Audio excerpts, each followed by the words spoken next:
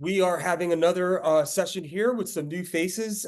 We are working on how to double your business when you come over and use our resources at eXp. So what we decided to do was have the people that did it train versus me train. Sounds like an upgrade, right? Again, my name is Rich Tomasini. I've been with eXp here for 6.5 years. I work with my people. I'm a relational equity person, and we've just got so many good people. We're just going to highlight them out. So today, again, our moderator, thank God for you guys as the audience, is Renee Funk out of Florida. And Renee is going to take over the panel. And we're going to try to get into some fundamental questions, but go granular on how you actually double your business, because we have realtors that are doing the opposite right now. They're doing half their business. So we're going in the wrong way. I always think of everything in my life as direction and speed. A lot of people are going very fast in the wrong direction. So I want to focus on going in the right direction, and then we can hit the throttle from there. So Renee, thank you so much. Thank you so much, Rich Tomasini. We appreciate you. And oh my goodness, do we have a great lineup today? And I love that you're talking, Rich, about speed and really focusing on how to continue to move forward, not just fast, and yet also effectively to get the job done. So Michael Wiseman out of Richmond, Maine, Patsy Arriaga out of Greensboro, North Carolina, and Victoria Melton out of Winston-Salem, North Carolina. You all are the perfect examples of working in speed, working effectively, and getting it done. And perhaps even most importantly, never, ever, ever thinking about quitting, which we're going to lean into a little bit today. So as we kick off, Patsy, I'm going to kick it off with you first. Welcome. Thank you for having me here. Absolutely. Thank you for sharing your awesome talent with everyone. What was it about your first 12 months with eXp Realty that truly ignited your business?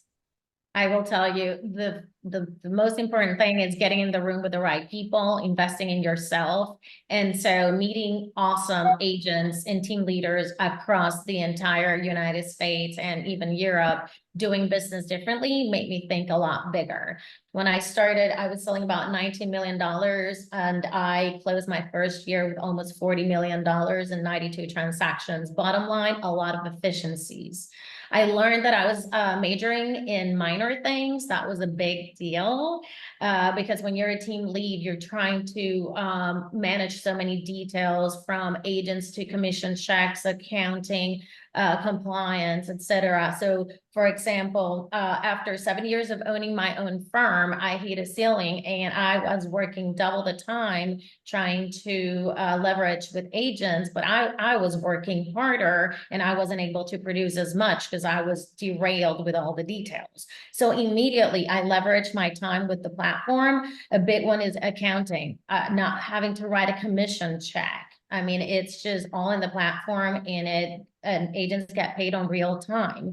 The other thing is compliance. I'm OCD about paperwork. I was immediately able to recast one of my really good agents that was handling my paperwork. She went into full production mode because we got so many leads. She landed 6 figures, and of course I get also an override from her sales, so everybody was happy. I was also able to sell more myself because I had more time, for example, in things like having the agents being able to call different brokering charges, and not only me. That's humongous. If they have a question and I'm out producing, they have people that they can talk to.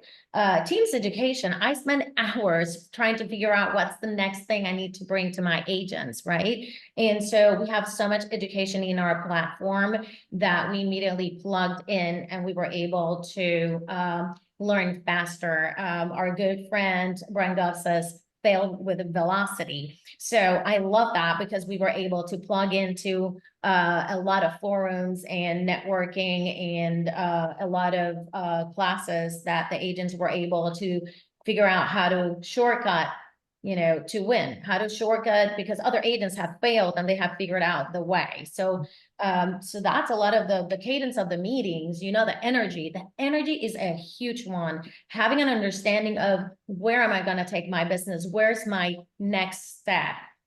how I will get out of production and eventually get into more instead of working in silo, I'm going to be working more in creating a transformational business to create wealth for my family. And so now understanding the roadmap has given me the energy to really keep on going. And that energy, guys, it really helps. You send it out into the universe and you get more business. The other thing, for example, relocation.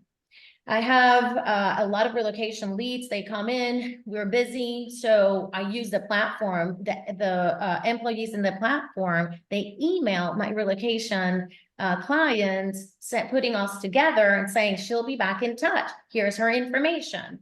I mean, before I had to wait to get back home late, open up my laptop and do that. So all of those efficiencies add up and you summarize it into being extremely efficient with your time, so you don't lose a lot of hours in non-productive activities. Patsy, I love this, majoring in minor things. So prior to this catapult and ignition that enabled you the leverage to go from 19 to 40 million in 12 months, you were stuck in that rut of majoring in minor things instead of having leverage around you. And probably even most importantly is the leverage it provided the agents who you were in business with. I absolutely love that. Wrote it down. We're going to be digging into that a little bit more as well. Okay. Victoria, thanks for being here. Thank you for having me. Absolutely. So let's talk about those first 12 months with eXp Realty. What ignited your business? So I'm a lot more unrefined than our other guests. My business, I was brand new when I first started at eXp. This is the only brokerage I've been with. So I was at zero. So the only way I had to go was up. And with that, I did have realistic expectations of what it was going to take to build a career in this industry. But what happened that I didn't know is that when I hung my license at eXp, the world shut down the next day. So I had to really improvise, dig in. But what eXp did offer me is everything was online. So I got my post-licensing, I got my education. I was able to break down contracts and classes. So when the world did open back up little by little, I was able to get into production. My first year wasn't that impressive, but to me it was, because I worked hard deals. I did the deals no one else wanted. So I ended up closing 6 or 7. But it was the second year because I dug into Workplace. Our Workplace app it's just like Facebook. You have so many pages, so much information to go in the search bar. What I did notice is we have about 20 referral pages. We have global referral pages, national referral pages, statewide referral pages. So I used that when I didn't have a database and I didn't have any organization whatsoever yet. No systems. I actually learned the algorithms of Workplace so that when year 2 came around, I closed 21. So I tripled my production. 17 of those closings were Workplace referrals, which turned into the third year of I closed 37, right under 12 million, and did the same thing in year 4. But all of those referrals, they've turned into my database, and these are the people I speak to all the time and now get referrals from them. So that's how I built. Now I have systems and all those other good things. But I feel like Workplace is the most underrated tool that eXp has that a lot of people won't take time to really plug in and dig in. Okay, did you all hear those numbers? So joined eXp after the world shut down. And then, by the way, Victoria, you said the first year maybe wasn't as ideal as you like. You closed 6 or 7 million. I want pat yourself on the back for that. Transactions. That's 6 or 7 transactions. Okay. Oh, well, still during Yeah. a pandemic, I would say pat yourself on the back for that. And then increasing to 21 transactions and then to 37. Amazing. Workplace being one of the most underutilized tools in many eyes. You are a perfect example of how much untapped opportunity exists there for agent to agent referrals. Right. Absolutely love that. Thank you so much Okay. for sharing. Go If ahead, you Rich. don't mind, I guess this is probably a good time to break it, but I just got the email Friday afternoon. Victoria iconed again, so she gets her whole $16,000 cap gifted back. So, and Melissa Plemons on this call, when she came in through the hosting here, that's what prompted the idea. So anyway, I'll make a note of that in the back channels. Good job, Victoria. Absolutely amazing. Welcome to the icon world. Thank you. Great work. 2 years, right? 2 years in a row, Yeah, Victoria? this is my second time. Yeah. I thought, okay, cool. Love that. Michael Wiseman. Hello, friend. Hello, Renee. How are you? Good to see you. Let's Same. talk about those first 12 months with eXp Realty. So what was it that truly ignited your business? Sure. So just a little bit of backstory before I came across. So I had so I don't know about Victoria being the least refined. I might vie for that role as well. I think she's underselling herself there by a lot. But I was 2 years in the business. I've been licensed 5.5 years now as we stand here. I was 2 years in at KW for 2 years, and I had built my whole business on outbound lead generation. Prospecting. First year is just calling expired listings, and I didn't even know what an expired listing was, 2 years and 2 months before that. But when I found out those existed and you could really build a marketing-based outbound and active prospecting business, that's what I've done in the past. And so that's what I kind of embraced when I was at the KW for 2 years. And that last half of that, the 6 months before I left, we started to build, and we learned about teams, because you read the red book and you want leverage, and now I want teams, and I want how to grow this so I can, have more people working with me, and we all can make more together. So when we started investigating the team models, we found a lot of things that were kind of like shackling us, or felt like maybe like holding us back. There were a lot of requirements at our particular market center. Still a great, great group of people. Nothing negative to say about it whatsoever. But there was a lot of things there that they wanted us to do that we just want to do to build a team. We want to build a team our way and using the systems that I was creating. So I'm a very systematic person. You'll probably see throughout this the next time we have together. That's what I build, systems. So when I started looking around and we found the eXp model, this platform, well, we saw that it was very technology based, which the tech at the time at KW Command had just rolled out, and they were starting it, and it was kind of clunky, and you couldn't really plug into it. Long story short, so the technology platform really appealed to us, and that was a big thing we looked at initially. And then this idea of the collaboration. Everyone kept talking about the collaboration, which to me is just a big brain trust, right? And I didn't really appreciate it back then, honestly, when I first came over. But when we finally made the move, and again, just over 2 years in, I kind of describe it as almost like if you're a car person, you have an older car, like I have some older cars that still have the handbrakes, the parking brakes in the middle of the car. You leave your driveway and you feel like you're not going so fast. What's wrong with my car this morning? I can't figure it out. You look down and you go, oh, geez, it's the parking brake, and you just drop it off and now the car's going again. That was kind of the feeling that we had when we left kind of the franchise, the older platform model, and came onto this platform. So all of a sudden the technology I needed was right there to plug into, almost like an open source developer, which is how you see all software going today. Actually, most of the money today in software is not in the actual selling the software, it's everything that goes built around it. And that's kind of what eXp was for us. It's this open source platform to go and build. And then you go to like your first event, which would have been probably, it was shareholders at eXpCon, probably shareholders was the first one we went to. Just the brain trust that comes together and being able to kind of share what I was working on and building. Because at that point we started generating inbound leads. And we went from the year I left KW, we closed about 40 transactions. 90% of them were listings, because I haven't, in 5 years, I've worked with about 3 buyers. The team will do about half at the end of the day, but we doubled that to just over 80. And we went from about, I have numbers in GCI, so about 280 GCI to almost 600 GCI in our first full year here. And that was just this huge difference. It's like, it's that releasing the parking brake, and also, or that, you ever see those like, if you go to Disney World, the little doors open to the big doors. That's the kind of the image I have in my head. Like, you know, you opened up a small door, and when you step in, it's like there's so much here now to kind of embrace and latch onto. And we really just be able to build what we wanted to build and create our vision for it. So Kudos to you too for thinking of collaboration.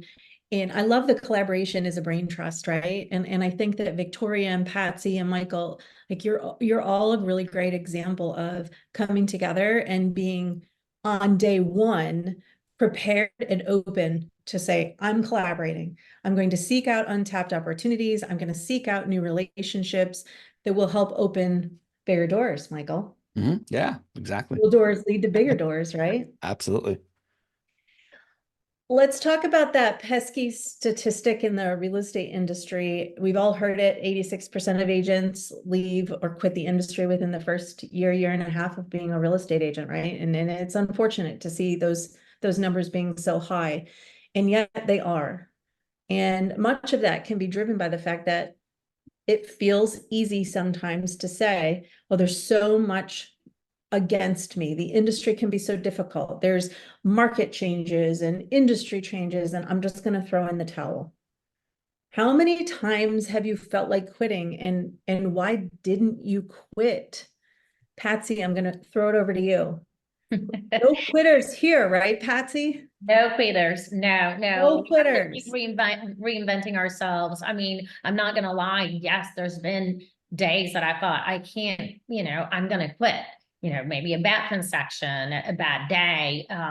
And so what kept me going in the past is my why, right? I'm gonna provide for my kids. I'm gonna help my husband retire earlier so we can have time freedom, right? And I just kept on going. But I will tell you, I was really struggling before I came to our platform because I felt very lonely. When you have your own team and you're not plugged into a big community of agents, of networking, of collaboration, it is a lonely road. And I felt the monkey on my back all the time. Right, from accounting to making decisions and lead generation, et cetera. So I will tell you that since I came in, I found my tribe. And again, it just gave me the energy because also it's agents lifting other agents. I grew from having only 4 people in my personal team to having 7. And I just today hit 95 agents in my expanded team, which we're international now. And they give me the energy, just helping them and seeing how they grow. It's like they're giving me more than what I am giving them, right? And that spirit is what keeps me going right now, not to quit. Because when we have a hard day, somebody went through that, and you pick up the phone or you call through work chat and you say, hey, I'm trying to model this. How do I do that? Oh yeah, I went through that, but this is what we did. The other thing that keeps me going as a team lead is seeing my agents succeed and building teams under them, right? Yeah. This is their long-term plan too. So just seeing my agents succeed, bringing other agents under them, and seeing them build their wealth, their generational wealth is incredible. So I'm not quitting. Not quitting and no longer majoring in minor things. No, right. So now I see the big picture, and I hang out with people that, like you guys, like Rich, like Victoria, whatever. All of a sudden, it's like what ate up my day or my mind is no longer an issue, right? You put it to the side and you keep going towards your goal. So that is humongous for me because now I can see where I'm headed towards, what my end goal is going to be, right? Which is eventually getting out of the transactional world and creating teams under teams where everybody is profitable. And it creates a lot of stickiness within our community of agents. I hate to see agents quit. And I will tell you, the agents that join our group feel so supported that we really have a very limited amount of people that have to leave maybe real estate for other reasons. Sure. And now look, you've had the ability to grow an international group of agents as a team leader. It's so much fun. It is so much fun. And that's part of it. You know, I was bored, really. When you do this over and over again, I was really bored. Now it's like so much fun to see, for example, a good friend of mine joining Puerto Rico, and she's excited to grow. And we were able to refer her a listing from North Carolina, somebody that we knew in Puerto Rico for a $1.4 million property. And then you see her get excited and bring other, so that excitement fuels you. And so you don't give so much importance to the little things. Yeah. Thank you for sharing that. Victoria, we're not a part of that 86%, friend. How many times have you felt like quitting? And it's okay to say, like, raise your hand, everybody. We've had those moments, right? We've probably had those moments even recently. However, it's about who we surround ourselves. So Victoria, what is standing with you that makes it so that you don't quit?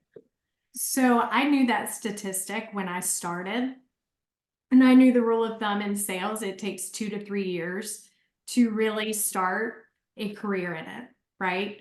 I also knew that most people quit any kind of sales within the first year. At the point in my life, I got my real estate license. I have 3 children.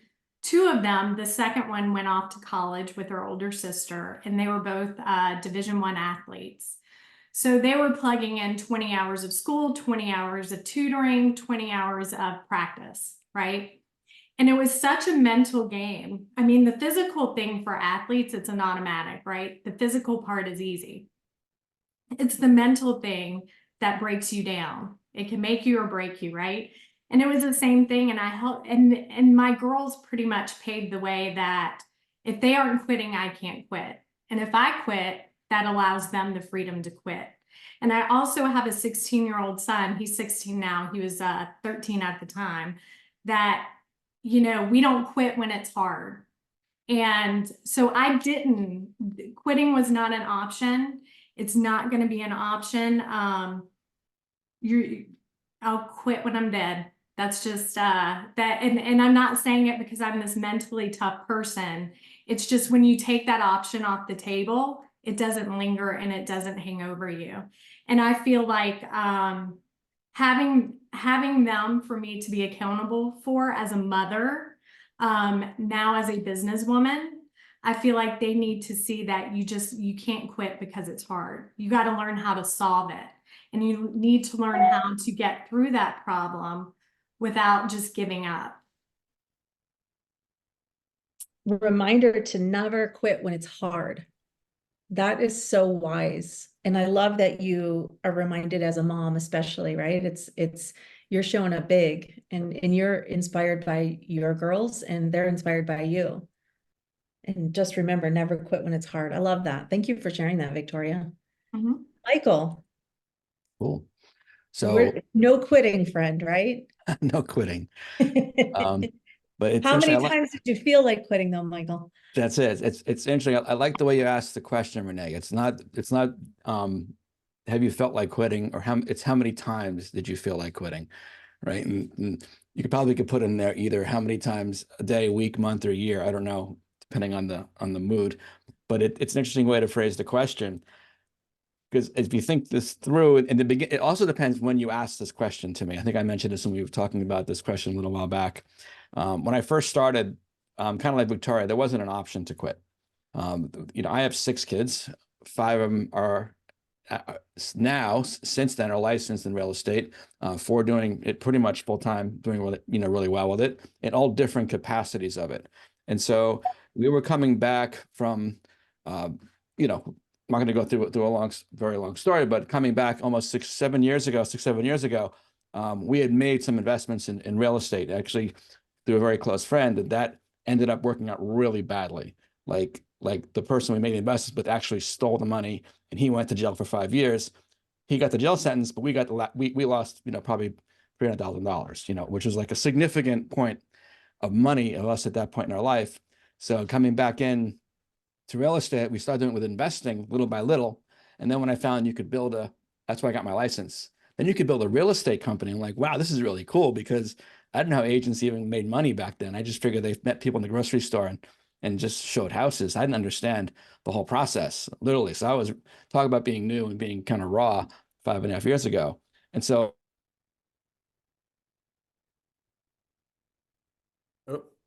Did we lose Michael? Yep.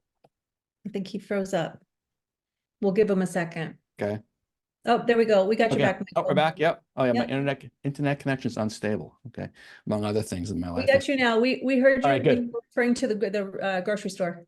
Yeah. So that wasn't how I was going to get business in real estate. I didn't understand how the agents really found their clients, but I had built a really successful financial practice from about 10 years in 2005 to 2015, managed about $50 million as a vice president at Morgan Stanley, managing municipal bond portfolios. And I built it with a telephone. So when we came time to kind of rebuild what we had lost from a financial perspective, we still had an income. So we weren't like destitute like that, but I need to rebuild. And I got 6 kids that need to find their own careers. They're now between the ages of 21 and 31. Quitting wasn't an option. So if you asked me right then, quitting would have been off the table. I think had I stayed under the course that I was at with the KW model, and it's not just the KW model, it's the possibilities that were available to me there, I would have quit a lot of times, because I'm someone that's now kind of reinvented myself multiple times through this eXp platform that honestly couldn't happen in any other brokerage on the planet, right? I moved from having, what we call this organized team with agents being production, kind of the adult daycare model, if you will, a little bit, right? I see Rich kind of smiling there, to more of a self-organized team. And now moving into like where, I have a very productive group, about just almost 60 agents in my rev share, and it's like 400 transactions I'm in a little piece of, and I'm sending them tons of leads that I still generate, but I'm not out there myself necessarily closing them. So that could not have happened really anywhere else. And so I would have quit a lot of times if I was kind of forced into that block and couldn't reshape and reinvent, like I think Victoria mentioned, kind of reinvent yourself. But other than that, you look around you here, and even anytime you get into something, whether it's the attraction part right now, yeah, it's easy to think I should quit. Then you look over and you're on this mastermind Zoom, even this room right here, looking at you, Renee, and looking at Rich, and looking at John Dietz on here. It's like, I'm not going to quit. They're doing it. I mean, Right. so if you can see it being done, right, that is the best motivator in the world, because it's not impossible, right? And it's not even, in fact, it's much more probable if you'll just follow the steps, right? And success leaves clues. So that's the, short answer to a long answer to a short question. It's great insight, Michael. And I think, we talk about our family, and I know, Patsy, you talked about the why, and we all have those, right? I mean, Michael, 6 kid, God bless you. God bless you. 6 Yeah, Michael, kids. those winters in Maine must be long. Yeah, well, Oh my gosh. That was rhetorical. Go ahead. that's okay. Yeah. I get it. And yet our family and our why sometimes isn't enough to get us through. It just isn't. And it's not, I like, Michael, that you pointed out how we're reframing this question in our Monday masterminds. Rich, you're awesome for pulling all these together. It's not, have you ever felt like quitting? That's BS, y'all. It's how many times have you felt like quitting? Let's continue to put ourselves in rooms where that's the normal conversation, because that's going to be the difference that continues to pull us all through. And then all of us here are leaders. So let's identify those moments that others are having. Check on your strong friends, because it's not wrong to feel like quitting. It's only wrong if we don't have others around us that remind us that you're awesome, you got this, you're doing it, keep pushing. So I want to thank the 3 of you for really normalizing that and continuing to say, yep, I felt like quitting yesterday. And yet I'm not going to, because we don't quit when it's hard. Let's go tactical, you 3 awesome leaders. We're going to talk tactical steps that the viewers can bring home with them today. All right, Patsy, what's one piece of tactical advice you'd offer for an agent who definitely wants to double their transactions over the next 12 months? So, I mean, I have 3 great tactical suggestions that are free, right? People think they need to spend a lot of money, and the truth, and this all I have learned through our own platform. So electric door knocking, right? So you just go through your messengers in Facebook or Instagram and you send a message to your contacts, and you can send 50 messages in one day and be very consistent five times a week and say, hey, I have a lot of buyers, to my friend Lynn. I have a lot of buyers and there's not enough inventory. If you know of anybody that is thinking about selling, will you pass on my number? It's as simple as copy, paste, copy, paste, copy, paste. And I have agents getting a lot of business with that, with that suggestion. The other one, doing an open house challenge. It's just going back to the basics of meeting people, but say, hey, I'm going to be intentional with my business plan, and I'm going to host 100 open houses. When I could do them Wednesday through Sunday, right? And just jam pack a bunch of energy to meet and network people. You can do open houses during the week. Why not? That is the cheapest form of marketing, because you've got a storefront where people are coming and saying, hey, I'm checking out properties I may want to buy. So that's another free advice. The other thing is database. Adding 2 people to your database every single week, right? Putting them in your CRM. We use KV4, and sending information of value. You're not going to spam them, but once a week, once a month, send them some information of value about things going on in the community. Or, you can use our friend ChatGPT to come up with a lot of content, right? So those are tactical things that are easy to do. But as a team leader, I'm going to tell you, tactically, you got to think, what is your exit strategy? Because we're wrong into thinking we're going to remain in production, we're going to handle a team, and we're not going to have an exit strategy. That is of utmost importance to understand, what will your exit strategy be in the business? Okay, there is a lot of nuggets there. Because I'm taking notes. I'm learning while we're here. So thank you for sharing. The digital door knocking, brilliant. Love it. Open houses.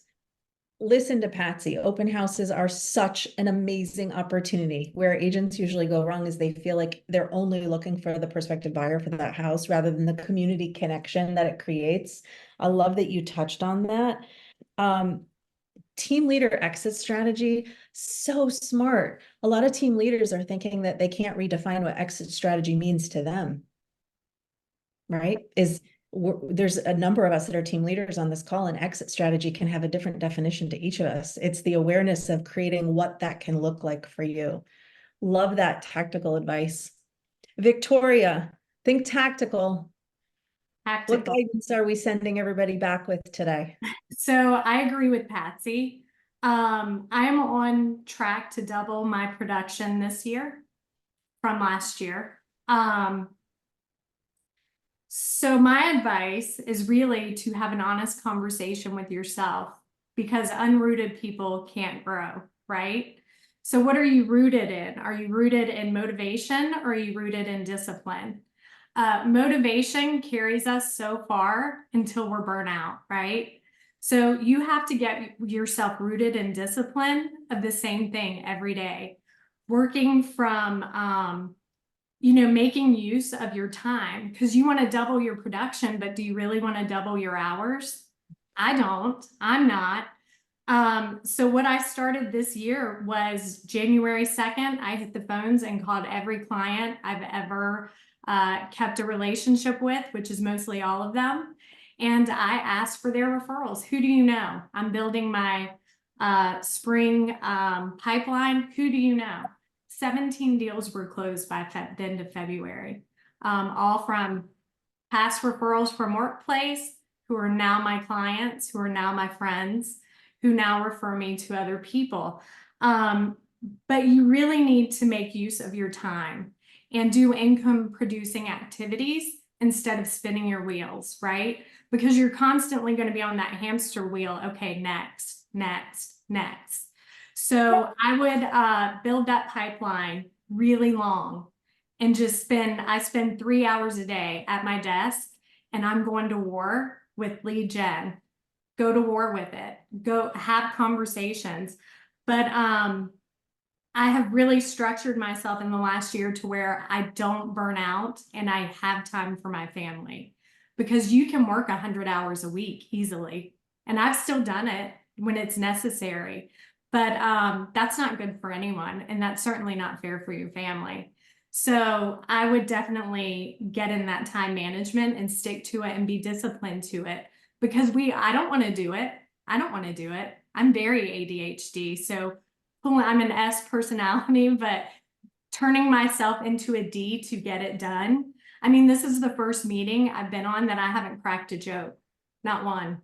So, and it's killing me. My Facebook friends who are seeing this are like, who is this person? But the truth is, you have to go to war with yourself and you have to make it work, because you can have all the best ideas in the world. If they're not implemented, it's not going to happen. It's interesting that you say that unrooted people don't grow, right? And then that also brings us back to the importance of who we're surrounding ourselves with, Right. which also ties into the fact that, you know, we're in a group that we're not quitting. So your tactical advice is all linking together, and I love that. You can crack a joke, by the way. Now you're on the Renee, spot. She's got 25 more minutes, Renee. Don't worry. Renee, can I add something to Victoria? Please. Is that Justin? This is Justin, yeah. Yeah, go ahead. One thing that Victoria has done a really great job is she works out of her community. She's networking in other canopies and other MLS systems and learning other people. We certainly hear that on Work Chat, but she's actually going and driving to their communities and their community groups. So here in Asheville, she comes and she's very supportive in our group, and she does that in Charlotte and everything. And that's branched her out big time for that. Oh, thank you, Justin. Thank you. I think Rich said she's better known in North Carolina than he is at one point. Not true. Not true. Thank you for that. Wait, And you listen, also, I don't want to fall off format here real quick, but you know, it's funny because I was just reflecting, like, you know, Patsy was going from being transactional into transformational because she's an entrepreneur and she just didn't have the resources or the blueprints to get there. She had all the skill set, so we just had to, you know, match that up.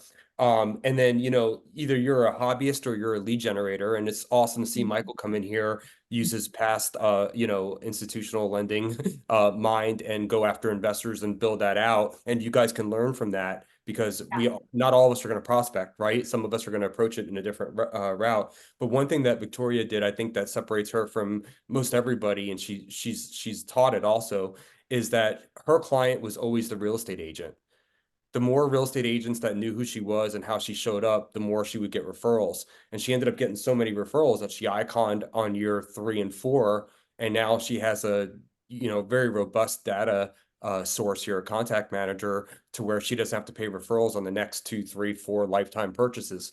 So one thing that I love about when you have collaboration, doesn't matter what brokerage you're at, unless they don't do collaboration, then it obviously matters, is that there's so many different ways up the mountain. It's not just through Nepal to get up Everest or through another, you know, there's like 7, 8, 9 paths to get up the mountaintop. And like, even on this call, these 3 have nothing in common as far as their approach. So anyway, continue on, Renee. Sorry, didn't mean to interject so long. please do. It's great to have this collaboration as well. Michael, tactical.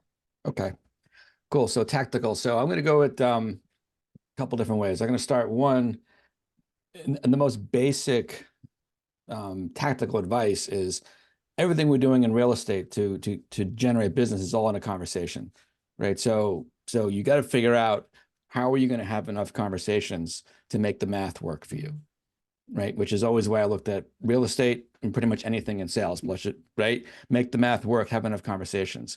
So with that thinking, to get very tactical, I mean, this is actually hyper tactical, but everybody that's in real estate that wants somebody to call them, like to find them and actually say, can you come list my house or come buy my house?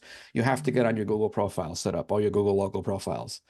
Some of you probably have seen me speak on it. My son Ben, we've set up now about 100 different agents around the country, a lot of them are eXp. That's why we icon 3 years in a row. We close 40 deals a year off of Google. And people call me on the phone and they say, can you come list my house? And I'm like, yeah, I'll be right over. Okay. That happens literally 40 times a year. Right. And those are it's 50% buyers, 50% sellers. And so that's available to all of you. It costs you nothing. It's essentially free. It's a pay per lead. So if you're looking for something, an untapped lead source, that may be sitting right in front of you, like a Google profiles. We train on it all the time. We speak on it at various events, but you can plug into that. And then to kind of just take that like kind of one step bigger, because that's just a way to get into the conversations, right? Having people find you is to, Rich just touched upon it. He just said there's multiple ways up to get to Everest, right? You know, he mentioned one, it's Nepal. There must be 6 others. I don't know where they are, but he said there were 7. I'll take his word for it. So No, Everest is only 2, but we only have 2. different routes. Okay. Well, I wouldn't know. So I haven't climbed it yet. Right. But you know, I do race sailboats, and there's a lot of ways to get to the first windward mark. Okay. And one person gets there first every single time. So the point is that you need to really think a lot bigger. And I think also find the right room, because if you're interested, like you want leverage and technology, then yeah, that's kind of like my room, right? My room, my team, my kids. I mean, I sent out 71 leads this last week, all generated off an AI chatbot, right? And I spoke to my team this morning, and they have 3 or 4 of them are active, like ready to go under contract, writing offers. So that might not be kind of in your wheelhouse, and that's totally cool. So then you can go over to Patsy's, and she'll talk about open houses, which is equally as effective, but it fits that person, right? So you're not going to find, you know, the perfect fashion, the perfect style. We're all not dressed the same. We're not talking the same. We're not, like Rich said, we're all very different.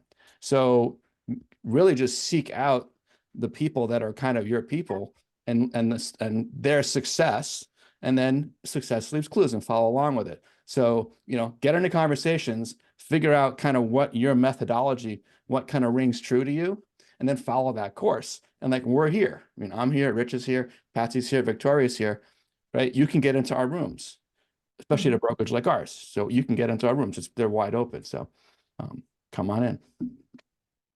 Little doors to big doors. That's right. Thank you for that, Michael. And Sure. you know, when we look at how we're surrounding ourselves with authentic collaboration too, we need to all remember that the way that we acknowledge success leaves clues. There's so many different versions of success, as you mentioned, Michael.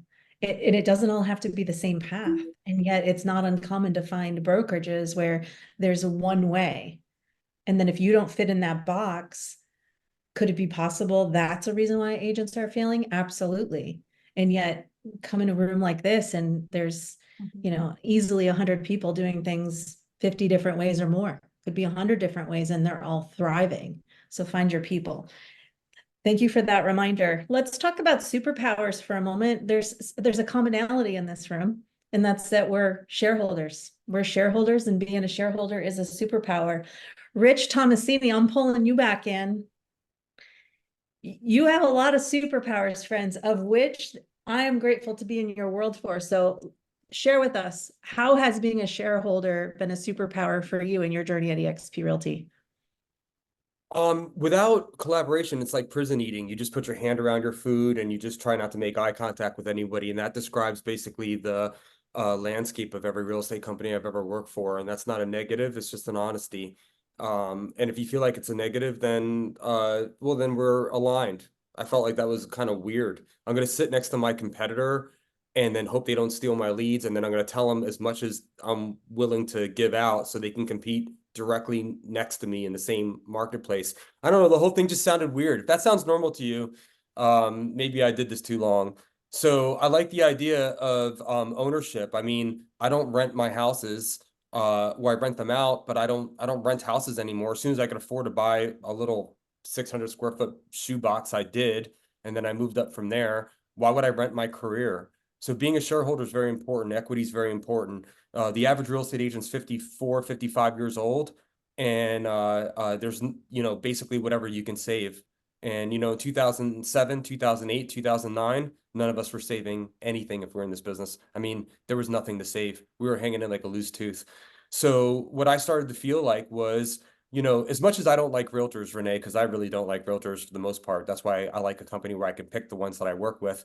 As much as I don't like realtors, I think it's kind of unfair, the reputation that they get from the public. And then the fact that you can be in this business until you're 95 with a cigarette voice, driving a Cadillac to an appointment that you're not going to sell that house to. And I felt like that's bizarre. So what's the power of shareholders? I mean, it's like the power of a safety net when you're, you know, a flying Belinda. You know, I mean, you're on a tightrope with no safety net, and it's crazy. So when I saw a company that had zero cost to teach me how to be a better technician, how to not ever be a manager, because you're never going to train me to be a manager that's worth hiring. I hate managing people, right? And then lastly is to be an entrepreneur from day one and build out an organization. I mean, it's sort of a no-brainer. Now, I'm very good at not overthinking things. My wife can tell you that, and anybody that knows me well can give you examples to that. But I mean, it just made sense. And the reason why you know it makes sense is nobody else is doing it the other way. Every new real estate company has equity. Every new real estate company has revenue recasting back to the agents, and every new real estate company is now a tech company like we are. And I just think that it's great, and I'm happy for every single person that's on this call that's receiving long-term benefits for what they did 90 days ago.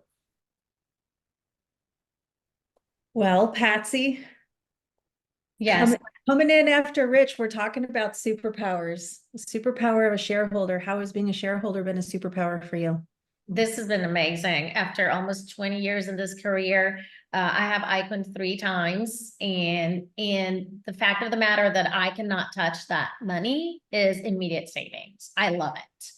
The other thing is I draw from every commission 5%. I don't see it, I don't think about it, and it's savings right there. And so over time, what I love is for also my agents to build that equity, because it's that safety net. I had one of my agents that her husband got sick for 4 months, and they were able to draw stock to be able to, you know, to live. And so it makes me feel good that the agents that we are developing have that safety net too. This is just not the elite. As a team leader, that worried me.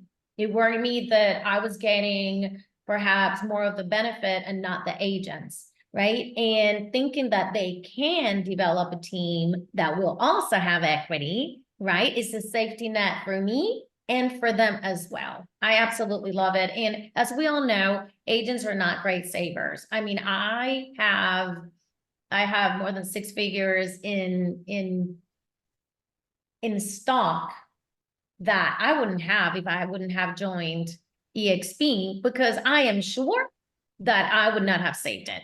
It would have been spent already, right? So it's just, it's checks and balances, right? I absolutely love it. Victoria, fellow shareholder, how's it a superpower for you? Well, I think I'm a little naive because I haven't worked somewhere where I didn't get it, right? But I do keep it all. I keep track of it. And my second year Icon just hit the account last week when it was lower. And now that we're $3 up, it made a huge difference. So I am almost at a 6 figures account. Just most of it is agent equity, where we buy from the discount, and it goes, and it is a great savings account because I can do what I want with it. I just choose to keep it there and watch it. And when I see other people who are high producers in their offices and they don't have the same benefits that we get, I just think, wow, like they would roll over me in this, and I welcome that. But I think it sets you up. If there's anything major that comes along, you have access to it. I'm grateful I don't, but I'm super grateful it's there. So I took a little time off at the end of the year, and I took 3 months off, to be honest. So I could have pulled from it if I needed to. And that was a nice thing to do because not many people have that opportunity. So that's pretty powerful. Very powerful. Michael, Cool. let's So talk about shareholder superpowers. How has being a shareholder been a superpower for you? yeah, well, like Victoria and Patsy mentioned, I've also been very blessed to Icon for 3 years. 3 years that I've been here, and was Icon of the Year last year. So that was pretty cool. The financial aspect is definitely cool, right? I've also got about a 6-figure portfolio from that Icon stock. But the idea of being a shareholder, I told this actually from stage. If you heard it, I apologize, but I learned about entrepreneurship and ownership from my grandfather when I was a little kid many years ago. I remember he taught me that he was always an entrepreneur. I come from my families are always working for themselves, and today you'd call them adult living facilities or assisted living facilities, almost like nursing home care.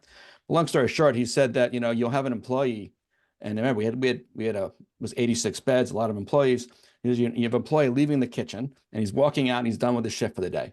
And so that employee walks over, and he punches out the clock, and I can see the big clock. It's a gray clock on the wall. It's like makes a big sound.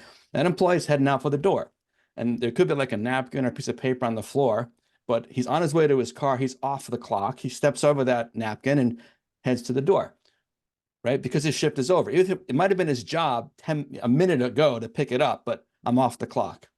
And when you own something, my grandfather said, when the owner's in the building, he never steps over that piece of napkin or that piece of paper.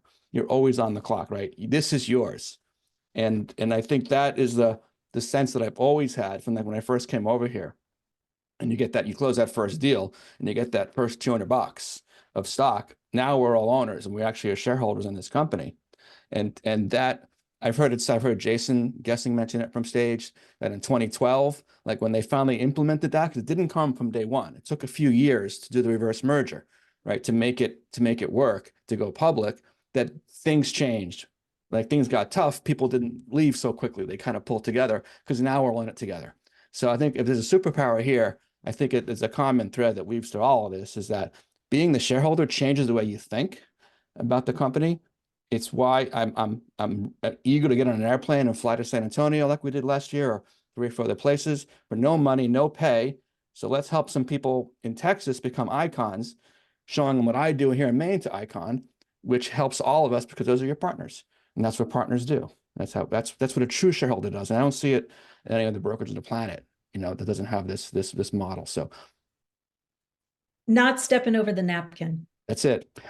Not stepping over the napkin. And Rich, you mentioned, right, is when you were able to buy your first home as compared to renting it, right? The owner of the home treats their home differently than a tenant is when they're staying in a property. And I too would subscribe and have been so proud for almost 8 years to say I'm a shareholder with all of you and you treat it like home. And grateful for this call. Rich Tomasini, you pulled all this together. Thank you for pulling us together and showing yet again another example of what authentic collaboration looks like.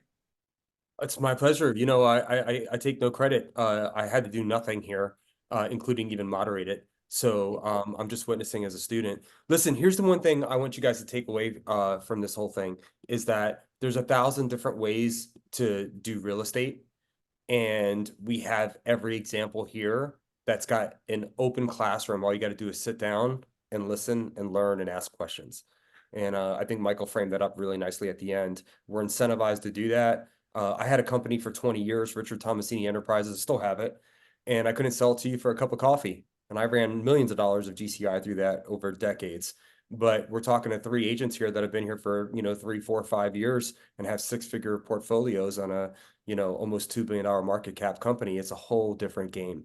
So we might sound like Scientologists to you guys if you're out there in the free world. It's just because you're not thinking right. Don't worry. We all didn't think right at one point.